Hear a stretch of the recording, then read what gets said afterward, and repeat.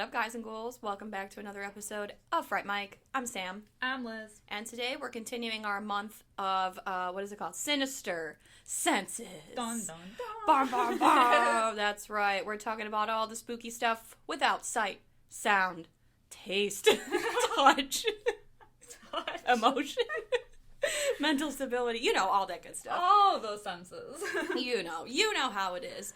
And today we have two very awesome, special movies. They're not really that special, but They're similar. They're similar. They're very similar. We have a Fright Fight. We are doing 1967's Wait Until Dark, and we're doing 2016's Don't Breathe. Wait Until Dark came out in 1967, directed by Terrence Young.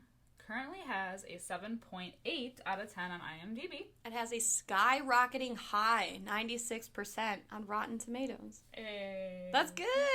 That is. I'm actually surprised it's on Rotten Tomatoes. Yeah, me Sometimes too. older movies aren't, so. Yeah, that's always a pain in the ass.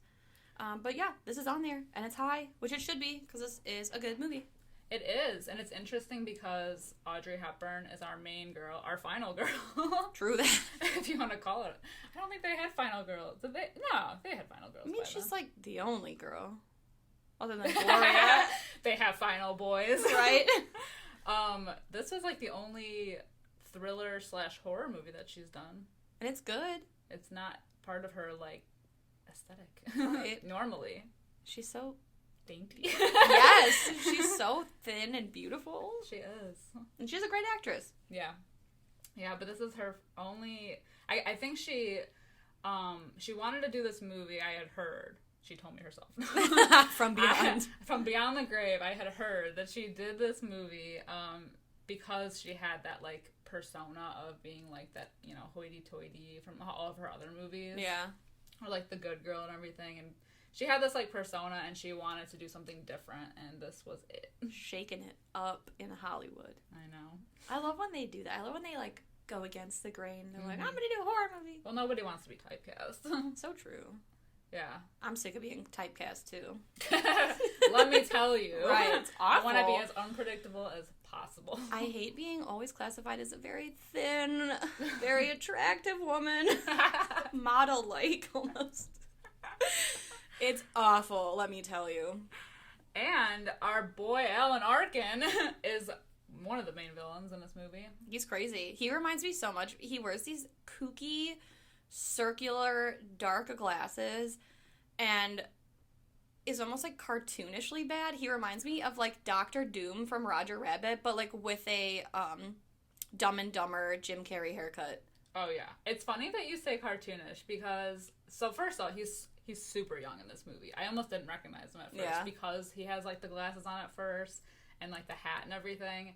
And the way he was acting, so he has like that accent, but he's so cartoonish, and that's like the exact word I was going to use because he's so cartoonish and like bizarre almost that I was like, he reminds me of a Bond villain, especially like the older Bond villains.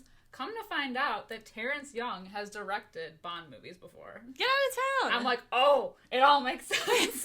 It's a whole conspiracy. Yeah. That's incredible. I love when that... I have something similar with that with Don't Breathe, which I'll save for when we talk about it. Have its own moment. But there was also a connection like that with Don't Breathe, and I was like, oh, get out of town!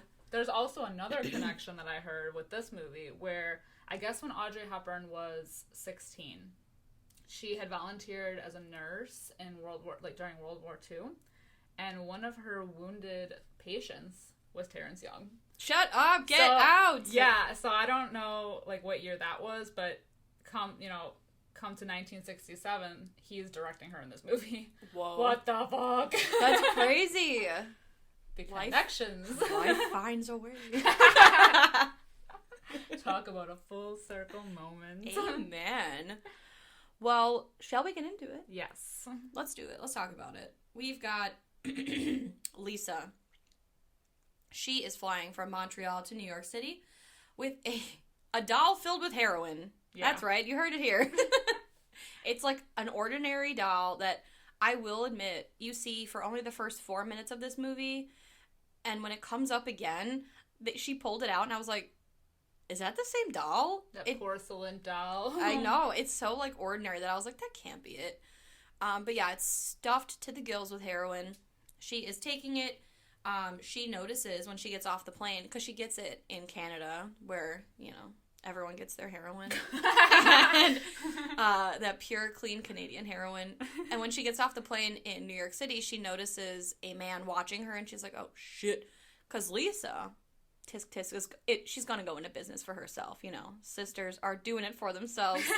So she finds a man that she met on the plane who dropped his meds, and she's like, hey, blah, blah, blah. You don't hear the conversation, but from what I imagine, she's like, this doll, take it. It's important, and I'll be back for it. Just take it. Which is so weird. Yeah, just take my doll. So he does, and then the man... For safekeeping. Exactly. And then the man escorts Lisa off, and... yeah, that's the last time we see Lisa.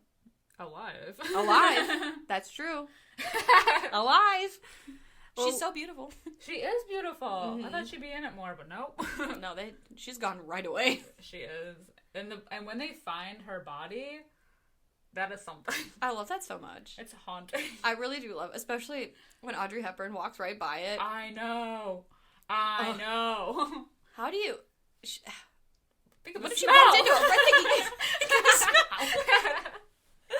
What if you, like, brushed past and, like, felt the hair on your arm? That's what I'm saying. You know? And it was so close. There's so many times in this movie where it's like... I know. You don't breathe. And ooh. Oh, no. So, I have a note on that. Okay, we'll get to it. There's so many close calls in this movie that... oh, the suspense. I know. So, okay. Yes. We'll move on. Later that night, we meet two men, Mike and Carlino, who apparently kind of work with Lisa, but they get a message from her telling her to meet her at this apartment. Upon arriving, they realize that they've been duped. They've been bamboozled. She, in fact, does not live in this apartment, and but before they leave, you know, it's funny because Carlino's character, he's so wacky. I like how they just stroll on in, and he just immediately goes to the fridge and gets a sandwich, and is packing on everything. He's opening magazines. He owns the place. He's the neighbor from the Burbs. He's like Kramer. Yeah, he is like Kramer. Just strolling on in, heading to the fridge, and putting his feet up like he owns the place, and it's just so funny. But before they they realize that this isn't where she lives, but before they can leave, another man enters, Sir Alan Arkin. We love it. His name is Harry Rote Jr., and he tells the two men that there is a doll in this apartment, and he wants it, and he's enlisting their help. And, you know, there's this whole rigmarole about Lisa, and at first they're being, he's being really weird about Lisa. You don't know what happened to Lisa. So basically it all culminates to, you find out that Rote killed Lisa, because, like I said before, he's like, oh, she's going into business for herself. So Rote was the guy that met her at the airport. So I'm assuming when she showed up without the doll, he was like, nah, though. Okay, well, so he finds out that Sam is the man that he gave the doll to, and Sam and Susie are married, and that's the apartment that they live in. Susie being played by, what's her name? Audrey Hepburn. So they are kind of looking around. So Rote's kind of like, oh yeah, well, find the doll for me because I know it's here. So Mike and Carlino are looking all over the apartment, touching everything, gloveless, just all around the apartment. Because they were not having it, but because they've touched everything, which Harry Rote points out, oh, well, your fingerprints, your paws have been all over everything, which is true. Right, and he's like, I've only touched one thing, and I've wiped it off. He's like a psycho. He's sitting in a rocking chair. But they end up coming across Lisa's dead body, which is hanging in a garment bag in a closet. Mm-hmm. And it's crazy. So while all this is going on and Sam and Carlene are about to peace out, like you said, Rote's like, no, your fingerprints are all over and there's no trace of me. And I have no personal connection to Lisa, so they're going to come for you. The door opens and it's Susie. And like, wrote, like, get behind the door, don't say anything, don't breathe. And I was like, don't breathe. I wonder if they got inspiration for... they must have, because of a certain scene. Right? Like, the best scene. But we'll get there. Yes. So, essentially, that's when they find out, like, oh, she's blind. She can't see anything. She's newly blind. Yes. Due to an accidente. We find out that she was in a car accident, and she was blinded by a fire from the accident. Mm-hmm. So she's, like, she's going to blind school to learn how to, like, live this new life. Basically relive, yeah. She's trying to be more independent. You know, like, Sam is trying to get her to do things for herself and find things for herself because he wants her to be able to do that and not depend on other people. Yes. So the two men decide, okay, they're going to do this. They're going to do this job. They're going to get the doll, and they're going to call it a day. So later on, we see Sam and Susie. They're very cute together. Sam is a photographer. Susie's just cute. She is. I love her. She's so witty. I feel like that's one thing about Audrey Hepburn that's, like, her dialogue is always just so, like, mm-hmm. Just so, like, quippy. She's like a firecracker, that one. She is. We also find out there is a girl named Gloria. She's a young girl, probably, like, 11, 12 maybe, I would assume, who lives upstairs. She helps Susie, you know, get groceries or, you know, clean or whatever she needs. And Susie is very suspicious of Gloria, just, like, wanting to mess with her. Because she's like, oh, well, you know, she loves you, Sam, and she hates me. She leaves chairs everywhere. And I think she's smoking cigarettes because it smelled like cigarette smoke in here. But it actually wasn't. It wasn't Gloria at all. It was the men fumbling around in the apartment, throwing everything all willy-nilly around, and smoking in someone else's apartment. And this, can you believe? And the scene where we first meet Susie is so tense. Like, just, I mean, she's newly blind. We see these men, like, scattered all over her apartment. Yeah, obviously trying not to make any noise. But she, like, there's just so many close calls. And she knows that someone's in there. Yeah. She keeps thinking it's Gloria. She's like, Gloria, I know you're here. Yeah. I know you're in here. Because she can sense the presence. You can always sense the presence, even if you can't see. Especially because she's newly blind. So she still has, like, I mean, not saying that people who are, like, born blind don't have that ability, but, like, you kind of know. Yeah. You know what it's like. You feel like that. You feel the energy in the room. It's a shift in energy when someone walks into a room. Mm-hmm. You can just tell. I will say, for her being newly blind, she's really good at picking up on, like, really subtle things that have been done. Or, like, they have, like, I guess, I don't know, maybe, like, her hearing. She got, like, super hearing. Well, your senses get heightened because, like, when you take something away, then it's almost like you amplify the rest. Yeah, because you're not concentrating on one of your, like, sight is one of your main senses, senses. If you take that away, then everything else is amplified because that's what you're concentrating more on. And you have to adapt, and that's interesting. Yeah. Because she definitely does it in this movie. It's great. Oh my god, it's so great. And they completely underestimate her, which is so good. Yeah. But the, so, like, basically Sam leaves. Yeah. To go out of town. He gets called away on a job. Mm-hmm. Suspicious. Like, this is all lining up too perfectly. Yes. So he's like, the three men are waiting outside, by the way, in, like, a truck because it's like a stakeout van. Right. So Rote sets up, he calls Sam for, like, a fake job at a site really far away in Asbury Park. So he has to, like, take the bus there. So he'll be gone all night. It's an overnight shoot, we find out. And we find out that there was a woman that was found murdered just down the street from where they live. So Susie's already like, whoa, people get murdered all the time, but it doesn't happen in my backyard. Or does it? This is fun. So they have their whole, like, plan set in motion, which is crazy for them meeting the one day and then already having this plan. Yeah, it happens really quick. Because it's essentially that day that Mike drops by impersonating Sam's friend. I guess they met in the Marines? Yeah. Marines, yeah. Charlie's company. Yeah, so he plays it off real cool, like, real cool. I like that he's like, oh, look, there's a picture of us. I put on weight since then. There's no fucking picture. I know. He's just, like, farting around in the apartment. But he's really good. He's really convincing. And he plays it so cool. Like, he's not, like... he could, you know, like, as he's in the apartment, I noticed, you know, because he's actually, like, genuinely talking to her and, like, having a conversation, and, like, you know, he could be, like, snooping while he's there, but, you know, he's not. He's really playing the part. Yeah, for sure. They're definitely, like, you can tell they've done this before multiple times. Like, they play characters to get what they want because they're criminals. But not Susie, Gloria, she walks in and she sees Mike and she's like, ugh, and she leaves. She literally has that face. Yeah. Ugh. She's sassy. I literally wrote, so after Mike leaves, he's like, oh, well, tell Sam I stopped by. Gloria comes back in after he leaves, and Sam asks Susie to defrost the ice box, and she asks Gloria for help, and Gloria's like, oh, I put it on defrost, and she's like, no, you have to do it Sam's way, and, you know, did you close the door? And she was like, I did, and she's like, I didn't hear the door close, and she was like, well, do it yourself, and then she starts throwing shit all over the apartment, and, like, fucking with Susie, and I literally wrote, in all caps, Gloria is a dick, which I take back later. Because she is helpful. Yeah. No, but it's true, though. It's so, like, random. She's like, yeah, she's such a dick to a blind lady. What a brat. Yes. And, like, look, she threw, like, knives.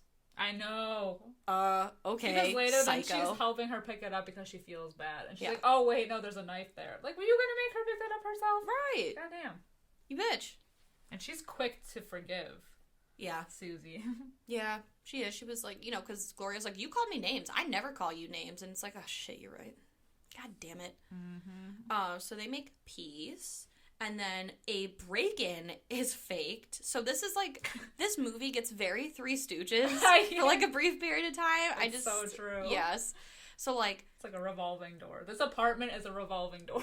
It's true. It's 3 men playing like 9 characters. So like, Rote comes in, dressed as an old man. I like how he's dressed as an old man. Yes. And he's like, oh, I better get that. Like, basically implying that, like, she's in big trouble because something bad is going to happen. It's crazy. He has, like, a grudge against Sam. Yeah. And he takes that photo of them and, like, bolts out. Yeah. And she's like, what the fuck?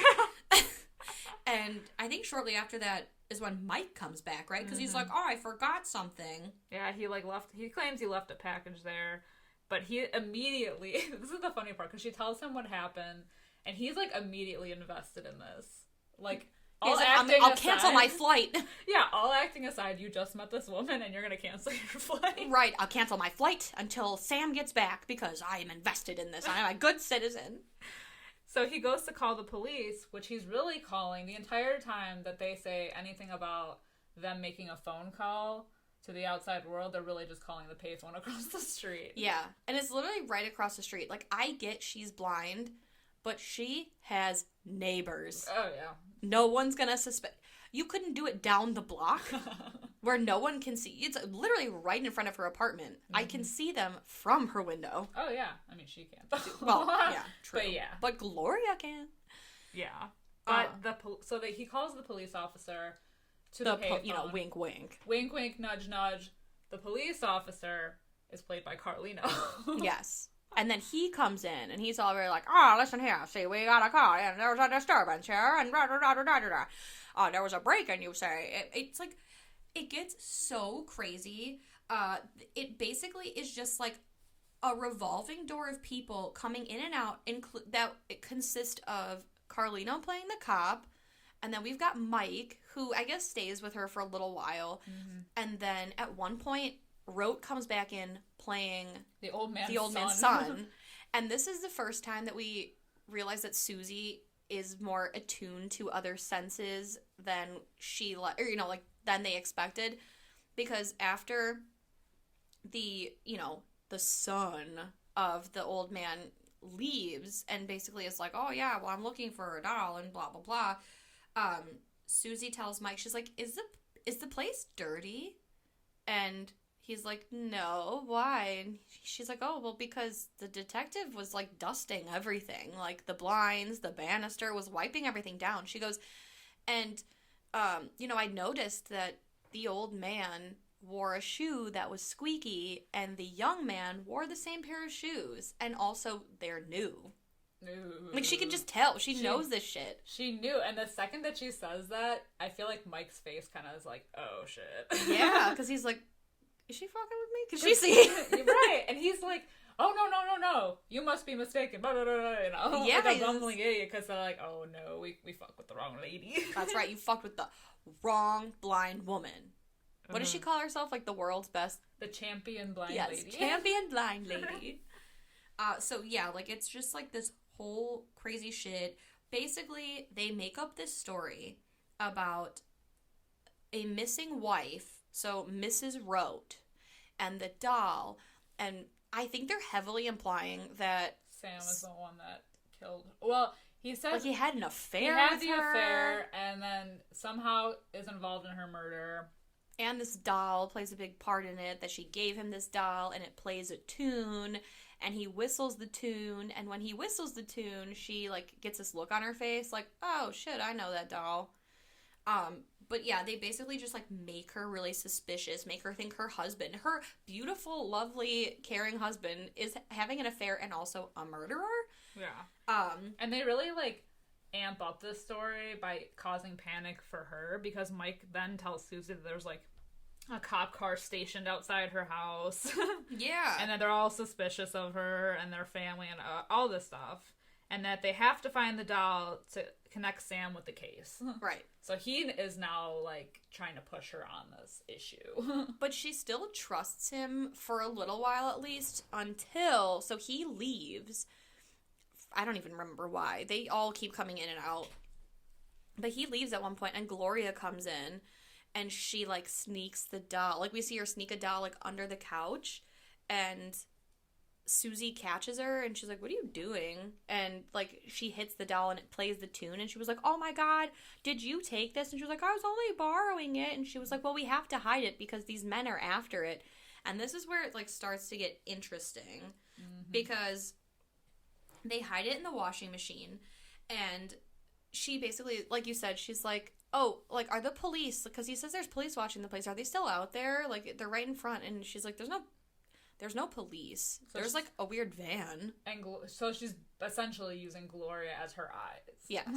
And so they come up with this system. But first, like, so I think it's Carlino walks in. So Gloria hides under the stairs. And she's, like, makes up the story. She's like, oh my god, thank god you're here. I think I heard somebody break in. Basically making Carlino go in the other room so Susie can leave. But their whole system is that, if Gloria sees anyone at the payphone, she's to call Susie twice, like, let it ring twice, but then hang up. And then there was something about banging on the pipes, too. Yeah. Right? Like, she's in trouble to bang on the pipes, because they can hear it directly above. Yes. So Carlino comes in with all this, like, crazy shit again, and he's, like, trying to give her the shakedown for this doll, because they find, before Susie ever even comes home, that there's a safe. And they are convinced that the doll's in this safe. It's like a bug up their ass. She even know says, like, oh, well, the previous owner left the safe here, and we don't have the key. She threw out the key, and blah, blah, blah. Yeah. And so they, like, tried to cover it up with, like, a makeshift tablecloth thing. Like, she wasn't trying to hide it. But, but they don't believe her, obviously. Right. So Gloria is, like, watching the phone booth, and she calls Susie and lets it ring twice because so Mike says, oh, I think that's right. Mike says he's leaving. Yeah. And he's like, well, I'll give you the number of where I'm going, or I don't know, some shit. And he gives her the number, and she writes it down, like, in Braille, like, in this punch book. And so when Carlino, he's gonna call, who's he calling? They call each other so often. I don't even remember who he's pretending to call at this point. Well, when Carlino comes in, Wait, he's pretending to call the police station, right? Yeah, she's like, I'm gonna call the police station and get this squared away, and he, like, intervenes. Yes. And he's just like, no, I'll call. I'll be able to get a hold of them faster than you will. And then they start doing the signaling, because obviously it's bullshit. Right. And they keep, like, fucking with the blinds, too, to, like, signal each other, which she also notices. Yeah. But yeah, so he calls the payphone. Again, it's the same number. And so when Gloria sees this, she calls Susie twice, or, like, lets it ring twice and then hangs up to signal. So now Susie knows that Mike and Carlino are all bad because she, like, calls to signal because she sees Mike at the payphone. It's so sad, too, because she had, like, up to this point, she trusted Mike. Yeah. And to, like, find out, like, she was in despair. Like, devastated. Because obviously it's a scary situation. She's a blind woman in the city. Her husband's gone, so she's alone. She thought she could trust this man, and obviously, like, all the illusion and trust is shattered. Yeah, it's so sad. I feel so bad for her. And it gets worse. Yes. But she originally had called him when she still trusted him, and she was like, I found the doll. And he was like, I'll be right there. I'll run to you. So then she makes up this fake story of where the doll is. She was like, yeah, it's actually, I remember, I can't believe I didn't think about it. It's at my husband's studio. Go by the pipe, get the keys. It's in his roll desk. You know, one of those big roll top desks. You'll see it in the corner. It's in his office. Go get it. And they were like, are you positive? She's like, of course I'm positive. I'm blind. I know where things are. I got it. So they leave, and she bangs on the pipe to signal Gloria. I keep wanting to call her Susie.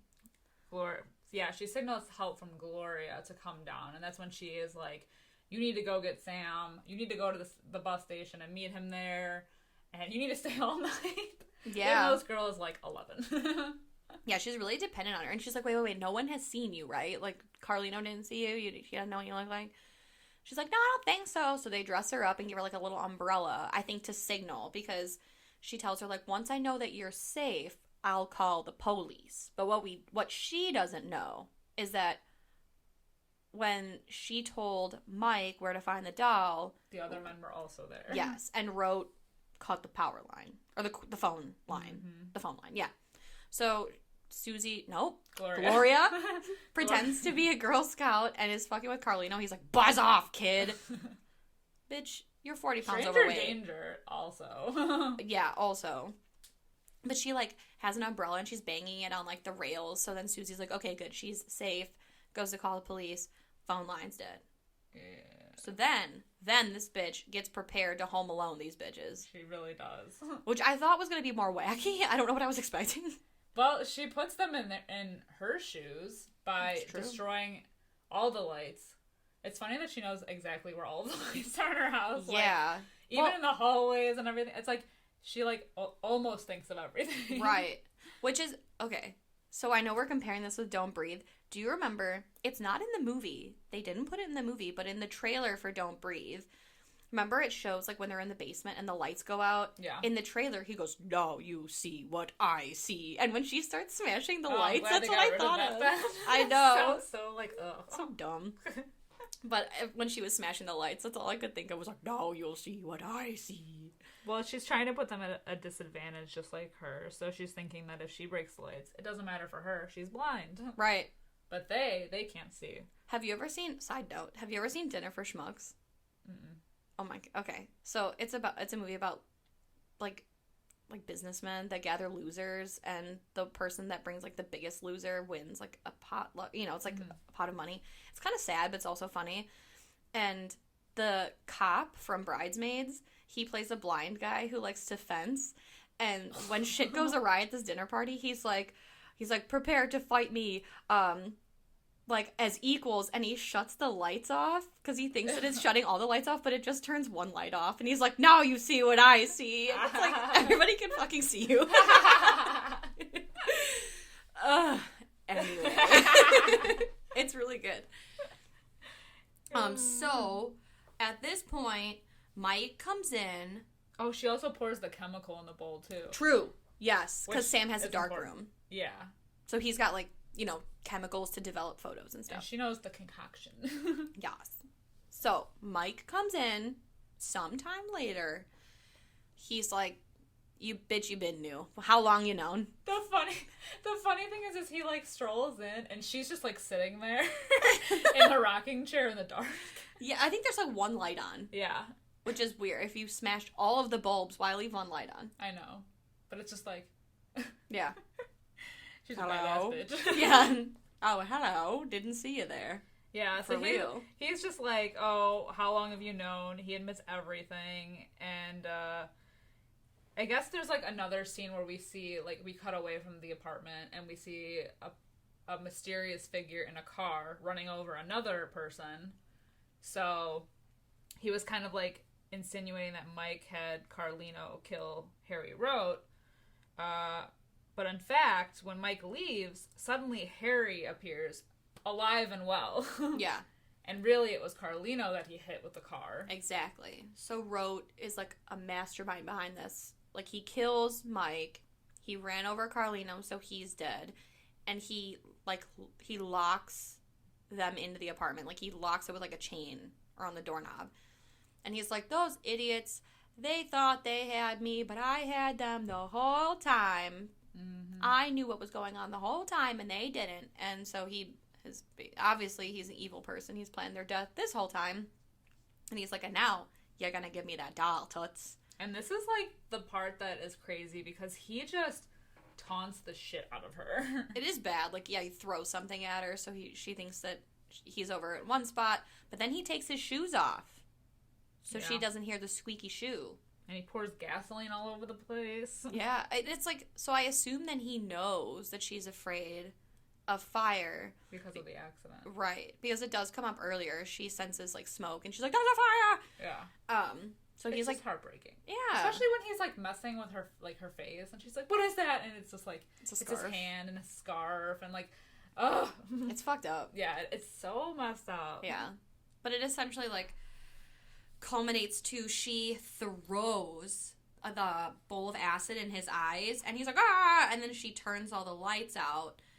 And he has matches, so he's like, you dummy. But she starts throwing gasoline on him, and she's like, oh yeah, try to light that shit now. She thinks of everything, man. She does, and she's like, give me your knife and the matches. So she keeps lighting the matches, and she's like, he's got this cane, and she's like, I need you to tap. Like, go make your way over to the fridge, and I need you to tap for me.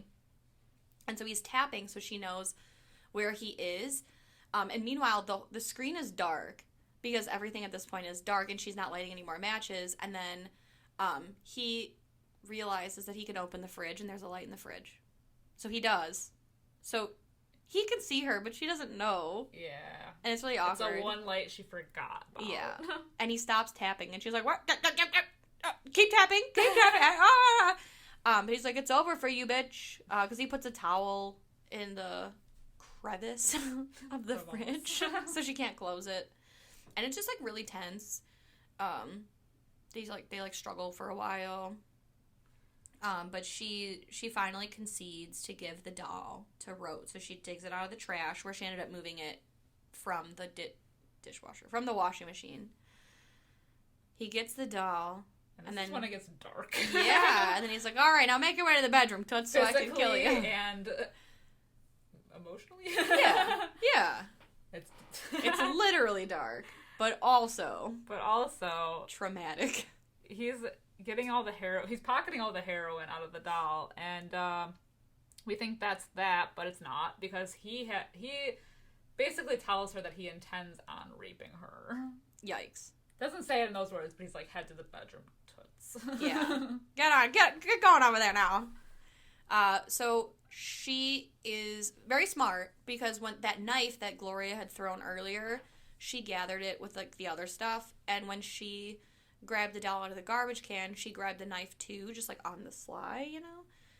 And when he gets her to the bedroom, she stabs him, and she's like, ah, you know, she really gives it to him, and then she makes her way over to the kitchen again. Yeah. I don't know for why. But then the jump scare of the movie, you get, like, the music sting, it's like, brr, and then he just literally leaps into frame. He Michael Flatleys her. He fucking does. It's like a full-on ballet move. It's incredible. I laughed. I cried. I was shook. It's like, so theatrical. It is. It's the equivalent to, like, me jumping to conclusions. Like, it's but then he's, like, attacking her, and she's like, ah, and she corners herself, like, by the fridge. Yeah. And that's when she's, like, trying to close it, but he outwits her with that rag. Got that goddamn rag, always getting in the way. Ugh. But she's able to unplug the refrigerator and hide herself, and I don't know how, but, like, it just, like smash cuts to, like, the police outside of the apartment. Coming in hot. And Sam is there, and Gloria's there, and they bust into the apartment. And I like, did you notice the one cop? So, like, they get the lights on, or, like, they light the place up, and they go to pick up Mike's dead body, and the one says, "Don't even bother." No. Like, you didn't notice that? No. Yeah, the one's like, "Don't bother." I was like, okay. Savage. I know. I like that they were like, "Oh, he's fucking dead. Don't waste your time." Oh yeah, he did. I could see he's dead. So they're like, "Oh my god, where did she go?" But they find her. She's safe and sound behind the refrigerator, and Rote is dead. Yeah. I think he's dead. They don't really. I don't think they say. But I don't think they say. But either way, I thought to myself, because I know he like was digging out the heroin, but I don't know if it was on the counter still or if he like put it in his pockets. But I was like, if I were a police officer, I would have been like, "Ma'am, why do you have 20 bags of heroin? What are you doing in here? You have $5 million worth of heroin sitting on your kitchen table." Yes. Ma'am. Ma'am, that's pretty suspicious. What were you doing? But all is well, because Sam is there, Gloria's there, and it's, she's a champion blind lady. She is. And it's the end scene is like, she's like, "Oh my god, Sam," and he's like, "You need to find me."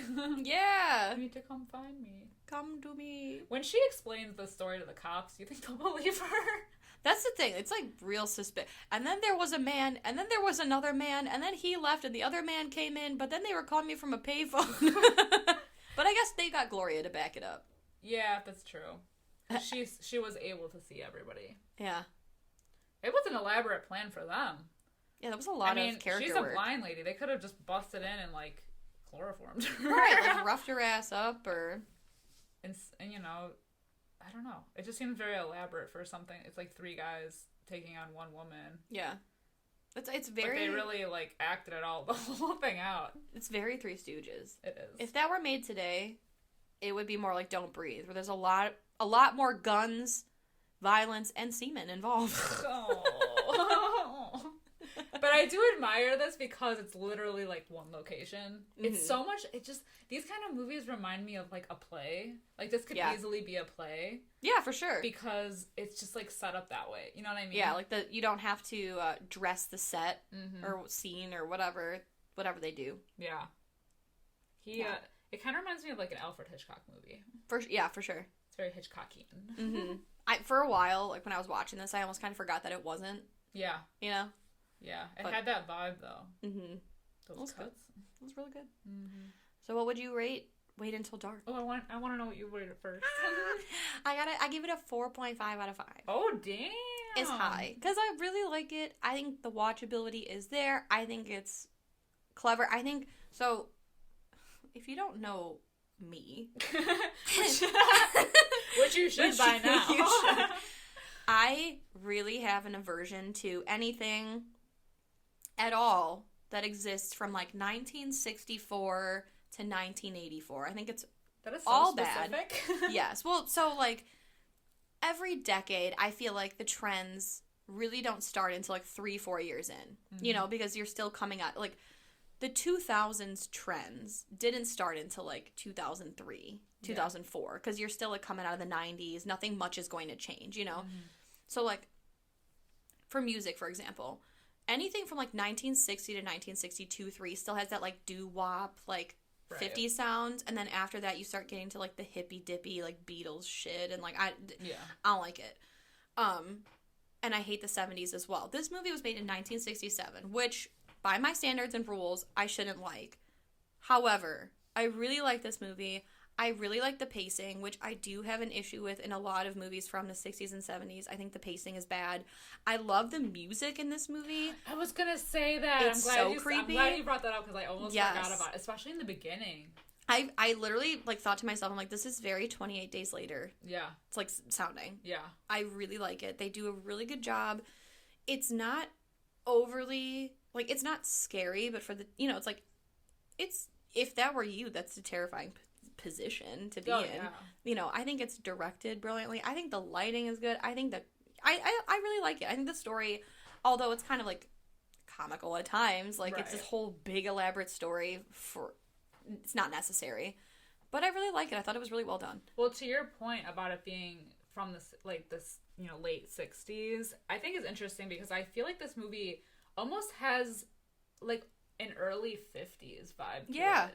Like, it doesn't feel like it's like 67. I agree.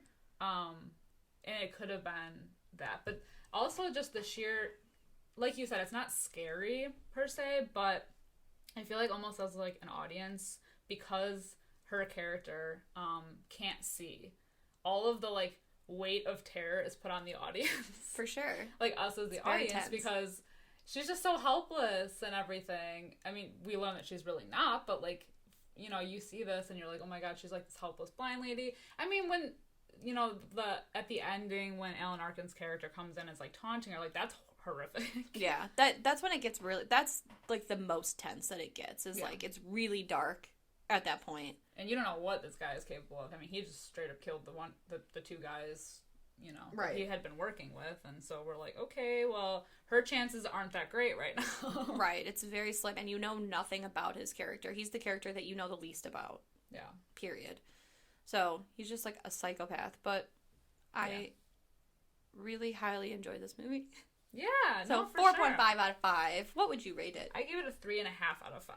Okay. I thought it was great. I would definitely revisit it. I'm glad for this episode. I hadn't seen it before, and you hadn't seen it before, but I could definitely, even though I know what happens now, I feel like this is like the kind of movie that you like notice more the more you watch it. Yeah. Because there's so much that happens in this movie, and every detail is like super important. Especially for her, because she's blind and she's only acting on what she can hear. Yeah. And that's what's so interesting about it. But totally solid. Yeah, I agree. All right, next up, we're going to be talking about something completely different. No, not really. Totally different material. Well, similar, but way different time frame. We're going to be talking about Fede Alvarez's Don't Breathe, which came out in 2016. Currently has a 7.1 out of 10 on IMDb. 88% on Rotten Tomatoes.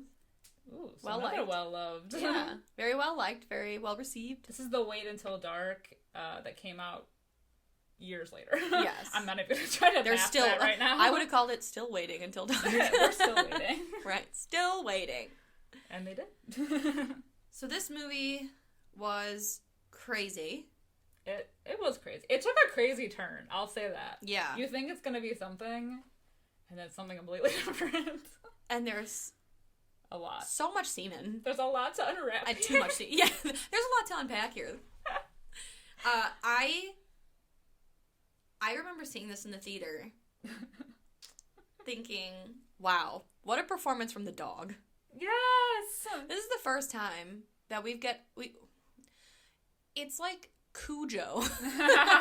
Where the dog is the star of the show. Yes, the dog. I was waiting with bated breath to see what that hound was going to do next, let me tell you. Because in most movies where the dog is some sort of threat, it's like pretty easily averted. Yeah. But this dog is the final girl that I want to be with. He keeps going. He does. He does not give up the fight. No. Even when our characters do, he perseveres. He knows no bounds. It's great. Especially the car scene. Yeah, God. Oh my god. Well, this dog, I know 2 dogs very similar to it. My parents have 2 giant dogs. And bloodthirsty animals? Bloodthirsty hounds. So every time I go to my parents' house, I'm greeted by same energy. Same. It's crazy. So, let's get into it, shall we? Yes. I just want to say, our main girl, Rocky, played by Jane Levy. I love her. Was also in Fede Alvarez's Evil Dead remake. As Mia, the queen. Oh my god. She's amazing. I love her, and we need her in more horror. It's true. We do. She's awesome. Yeah. She's really good in both movies. Uh-huh. Mm-hmm. But I thought that was cute. I was like, oh my god. Family moment. A team up. Yes, they met again. So we open with a shot very reminiscent of The Devil's Rejects, where we see a man dragging a woman's body through the street. This isn't suspicious to any neighbors around at all, because there's not really any neighbors. Then it smash cuts to Rocky. Oh my god, what's their names? Rocky, Money, and Alex. Money. They are breaking into a home. And that's really all I need to know, is that... They break into rich people's houses and steal, but they're, like, kind of strategic about it. It's like they don't take too much, and even though they look like a bunch of plebes, they actually know what they're doing. Yeah, like, Alex's dad is a cop, and for some reason, he has access to, like, a bunch of keys with security systems, so I don't know is he a cop or security? Yeah. I don't know. Yes. Yeah, yes to all. So they basically only break into homes that they have access to. And like you said, they don't take too much. They take just enough to fly under the radar. That way, if they do get caught, they don't go to, like, jail. You know, they don't serve any real hard time. Just that overnight holding facility. You know. But they're all kind of, like, dealing with their own shit. Money, who is... the worst. I just hate him so much. He's such a douche. Yeah. He's like a wannabe thug, you know? Like, you know the type. He's like Kevin Federline. Yes, he is. He reminds me of Kevin Federline in, like, the prime of him and Britney. Like, if Kevin Federline and Post Malone had a baby. It's very that. It's very that.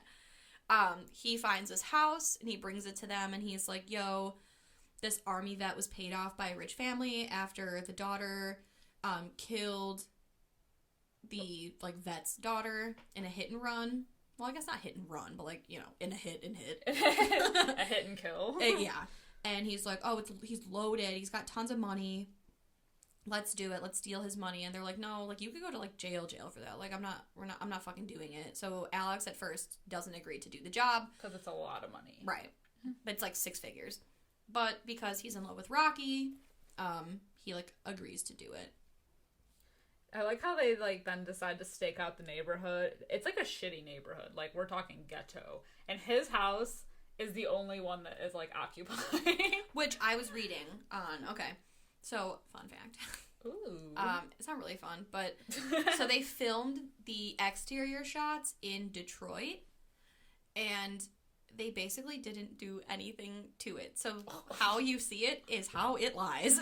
Wow. It's crazy. Also, another movie, hint, hint, wink, wink for the upcoming future, another movie that we're covering for the month of March is also filmed in Detroit. Love that. I know. And I won't say it here, but just if you know, you know. Also, wait, also, I do have a fun fact. I don't know if anyone found this, because it wasn't. I looked to confirm it on, like, IMDb's trivia, and it's not on there, so I feel like I found something. A gold mine. A gold mine. Okay.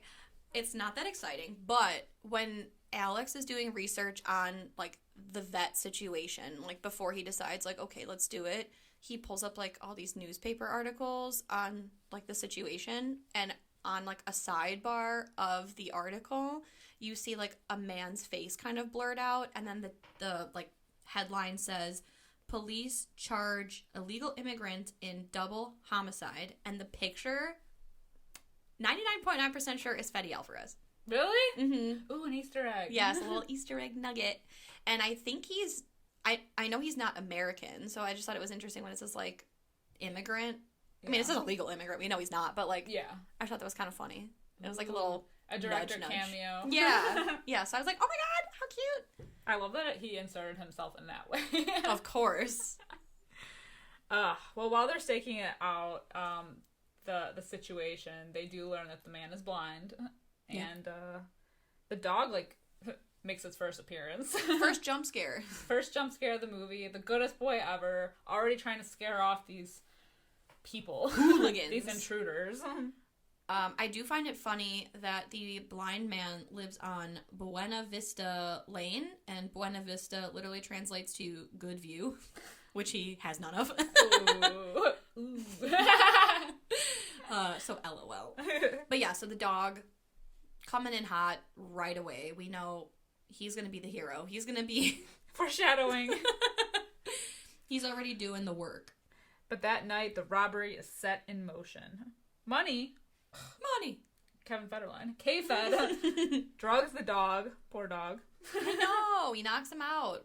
Not for long. Nope.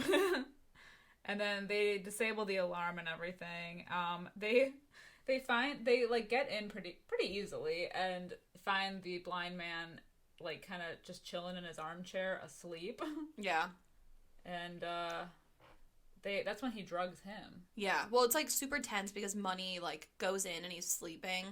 And then he goes to pull the thingamajigger out to, like, gas him, to, like, knock him out. And then when he turns, the old man's, like, sitting up and, like, staring in his general direction. So it looks like he's looking at him. Right. But he actually just, like, turns the TV off. So then Money throws, like, a gas bomb to, like, knock his ass out. A homemade gas bomb. Yes. And they've all, by the way, taken their shoes off, so, you know, they don't make noise or anything. Smart. Yes. But now that he's gassed, they're, like, talking at full volume, which I still wouldn't. That's really intense. But they're, like, kind of looking around to see, like, where they could have possibly, like, where he could have stashed this cash. But they find this locked room, and they're like, well, it's got to be in there, right? Because why else would you lock a room unless something super important was in there, right? Right. So Money, being the absolute fucking genius that he is like, I brought a gun.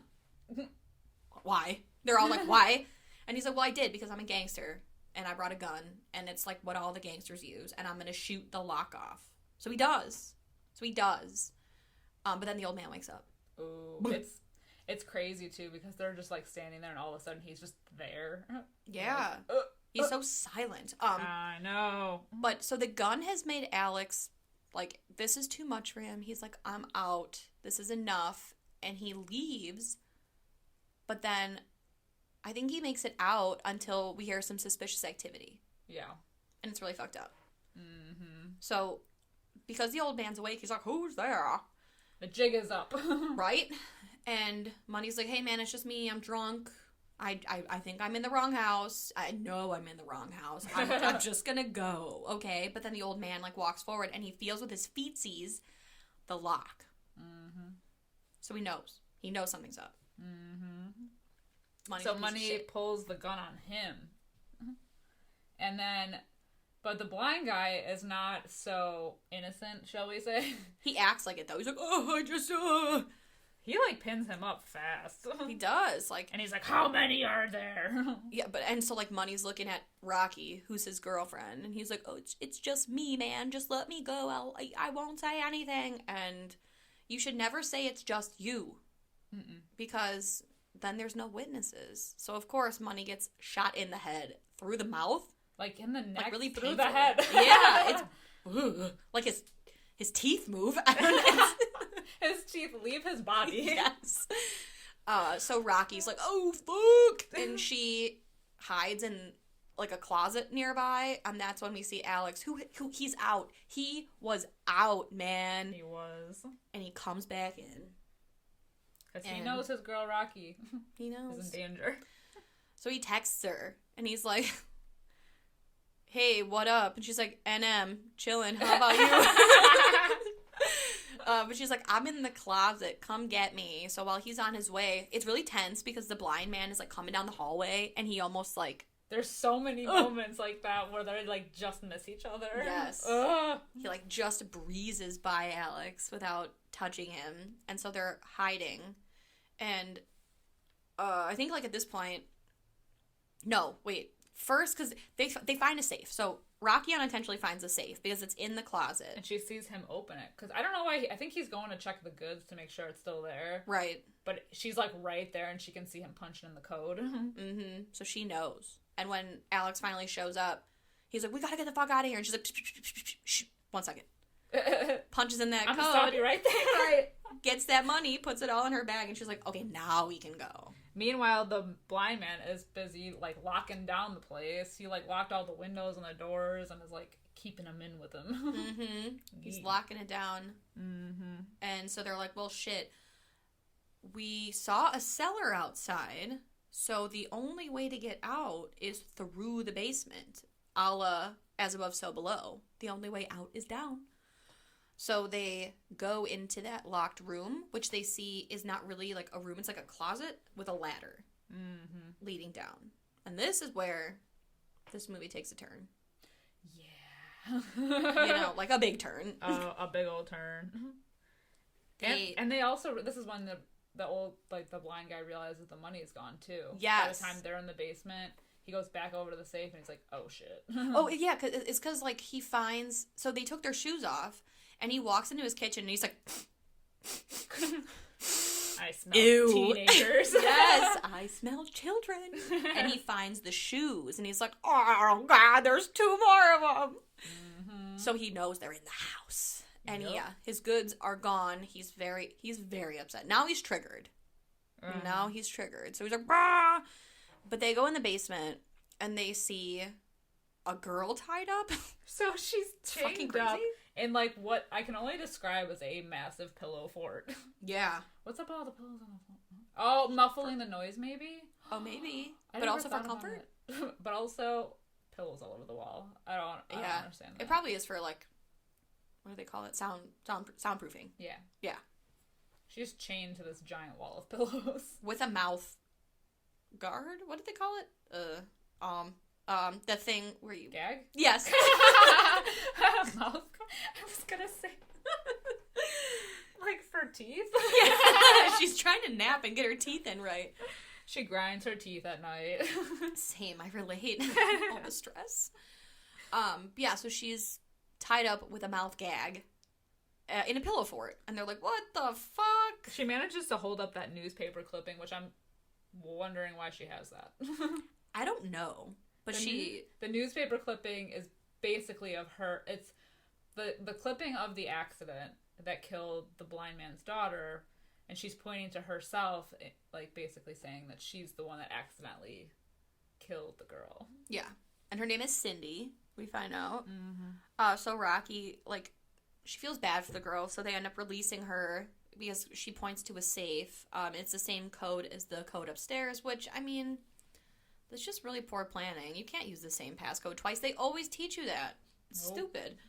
But so they get out, and they're literally about to escape from the cellar, but then the blind man rips that shit open and just starts opening fucking fire on them. And the only person he shoots, you know, like, I can't talk today, fatally, is Cindy. Yeah. He gets Alex in the ear, and he goes down like a bitch. It's weird, though, because after he realizes that he shot the wrong person, he is, like, grieving. Mm-hmm. He does one of those, like, no!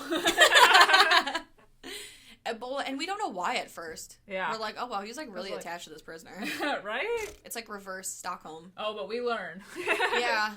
So then this is where... So he's like... This is the best part of the movie. Yeah, he shuts the lights off. And this is where, in the previews, like I mentioned, he was like, now you see what I see. But he doesn't say it. I'm so glad that he doesn't, though. And he's... So, like, they're in pitch black, and the movie now switches to, like, night vision. Mm-hmm. And... their eyes look so cool. Like dilated or whatever. Yes, it's fucking wild. And he's able, because, you know, he lives there, he's able to navigate where he's at. Like, he's touching a fan, and he's slapping these, like, boards, and he's, like, feeling his way through. And it's so tense, because, like, Jane Levy's character, Rocky, she's, like, got her arms, like, stretched out in front of her, and she's, like, you know, trying to feel where she's at, and the fucking blind man is right in front of her. Oh, she almost touches him. Stop! Almost touches him, but then he's distracted by a noise like Alex's character makes. And, like, there's, like, a whole bunch of stuff going on. Like, at one point he grabs Alex through a shelf and is choking him, but then Alex pushes the shelf on him. Yeah. And that's when they go skirting upstairs, right? Yeah. Because he grabs Rocky. Mm-hmm. And he's like, I see the light from the stairs, let's go. And he locks the blind man in the basement. Yeah. Via crowbar. Mm-hmm. How come they didn't make... I feel like I would have made at least an attempt to do some kind of, like, distracting noise. Right. Like throw something. Grab a blender. Yes. Shatter something. That's what I'm saying. Like throw a ball across the room. Right. I would have thrown anything on my person. Yeah. You know, like... It's in a basement full of shit. Yeah. I don't know. Like, I guess putting myself in that situation, the second the lights went off, I would have been like, oh, fuck. And then I probably would have been feeling my way around. But also... Yeah. After, like, 5 seconds, I would be like, oh, I need to throw something over there so I can run over here. Him. Yes. Yes. Yeah. So.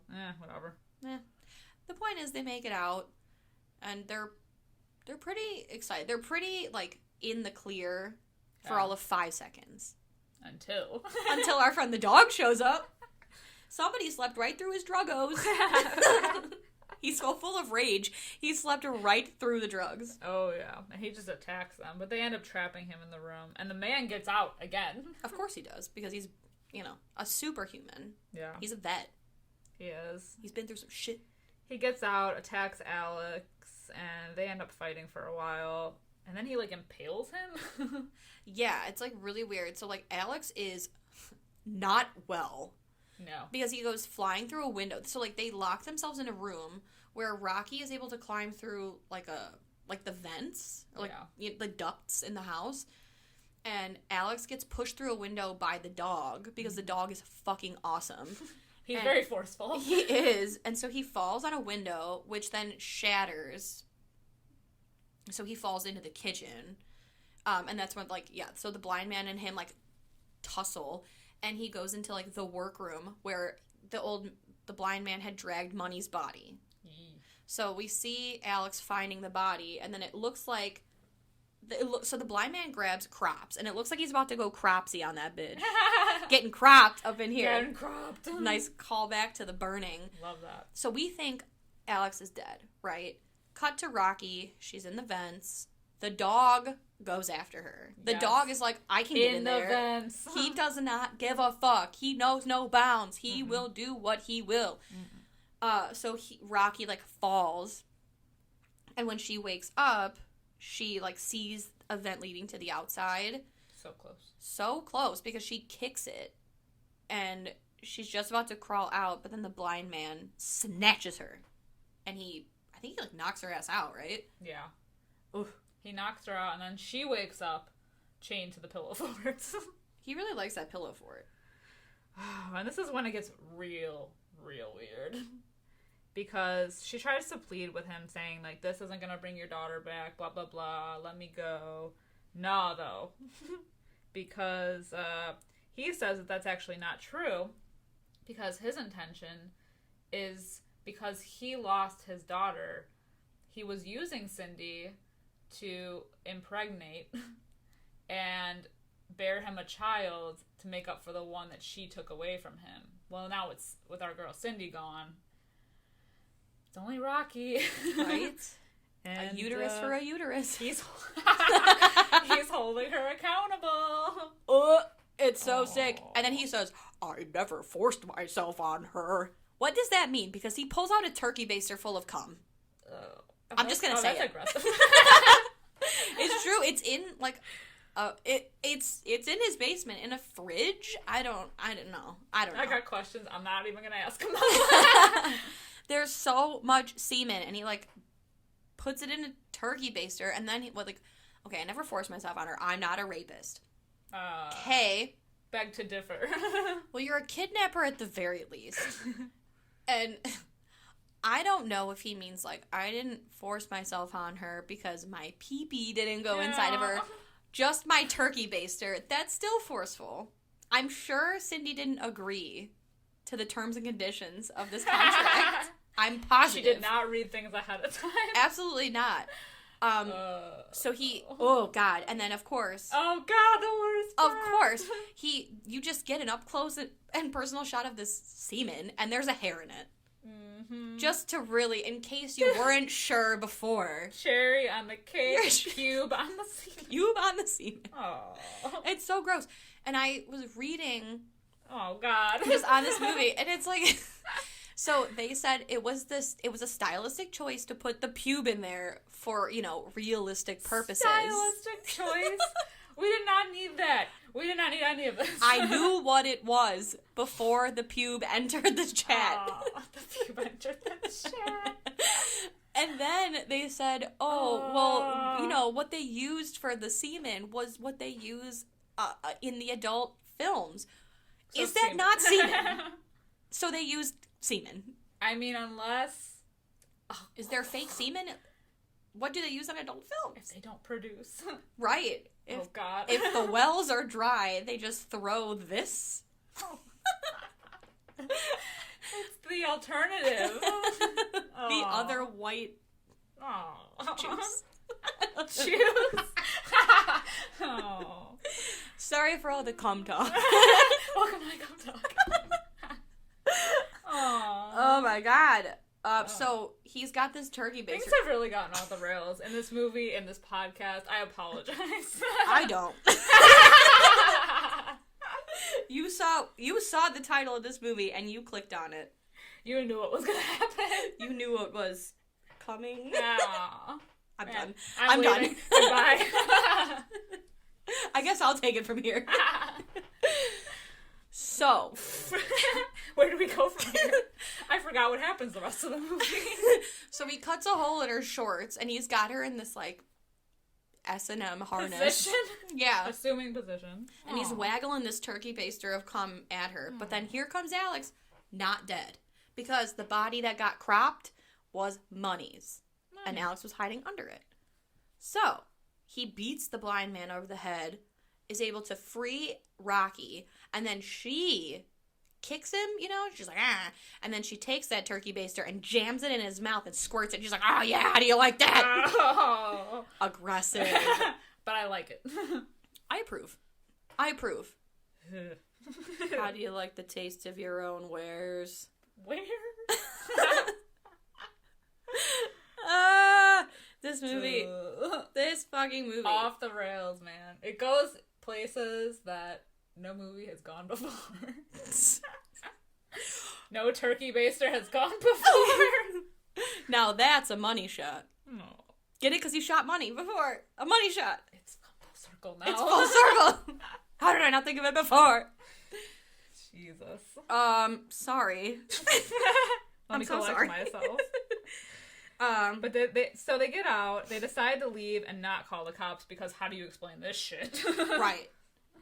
Talk about suspicion. They get right to the front door, and they're so close to freedom, but somehow our blind guy gets out again and shoots Alex dead. Which is so sad because all he wanted was a better life for Rocky, and he didn't even want to be here today. He didn't. He was out earlier. He was out. Yeah, poor Alex. The one person in this movie that doesn't deserve to die. I know. Ugh. Because truly, if you think about it, who are the villains in this movie? The blind guy for sure with the scene. But they were the ones. Yes, that's true. But they also intruded on this blind man's house. Yeah. They're not good people, but they have a decent reason. She has a good reason for being there and doing this. Yeah. If you can call it a good reason to do it. But it's like the whole thing of like who, like I said, who's really the villain? Yeah. Oh, who's the blind guy? Who's the blind guy? Well, because they're not good people, but Alex at least had some trepidation about entering. Yes. It's like a double-edged sword because, yes, they broke into his home to rob him, but also he had some weird operation going on in the basement with kidnapping a woman. So it's a good thing that they broke in. Right. I mean, yeah, but Cindy ended up dead anyway. Yeah. Poor thing. What a shame. Well, here we are. Alex is dead. So... Rip. Yeah. So Rocky takes off. She runs into a car because she's like, "You're useless out here." Mm-hmm. Well, don't taunt him. Not so much. Right. Don't taunt the blind man who has a crazy dog. You've already experienced the wrath of this pup.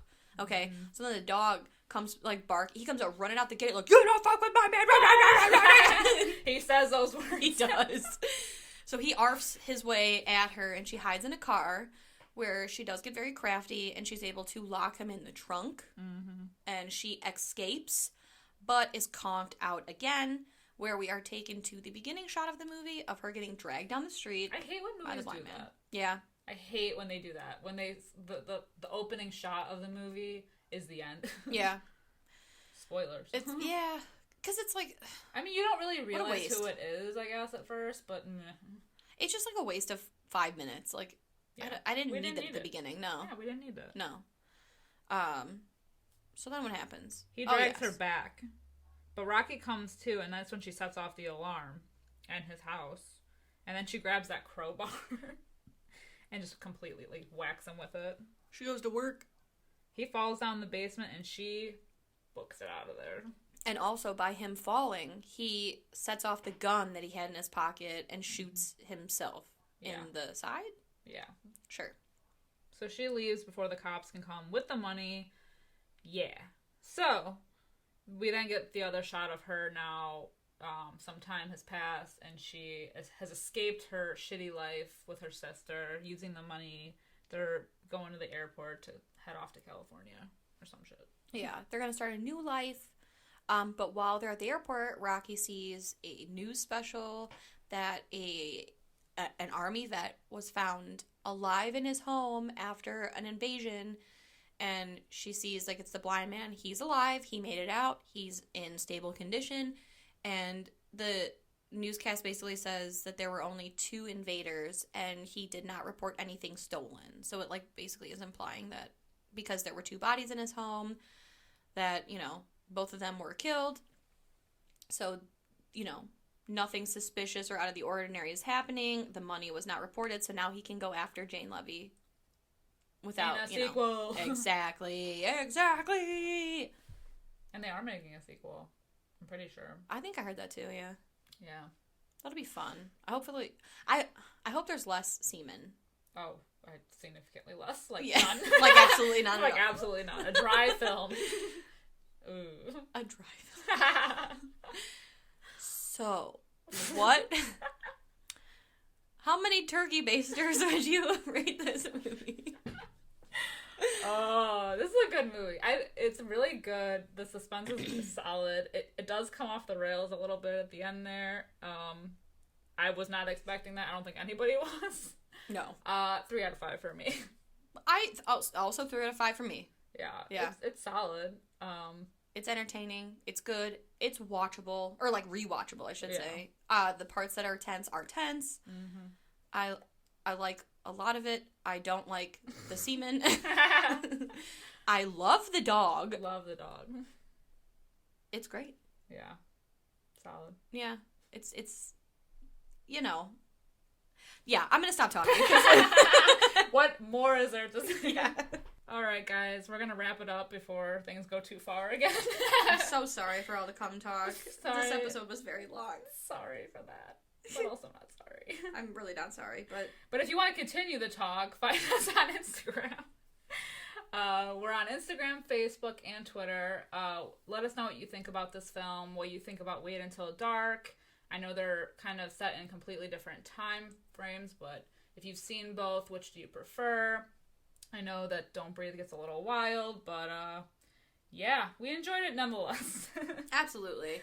And if you're looking to hear more from us, we do have a Patreon, patreon.com/Fright Mic. You'd be a fool not to. We're awesome. Listen to us more. Speaking of going off the rails, we go off the rails all the time on Patreon, so not that we're censored much here, but we get a little tipsy over there. We do. There's lots of drinks and wines. It's the same thing. I'm so sorry. I'm off the rails right now. But until next time, I'm Liz. I'm Sam. Rest in peace.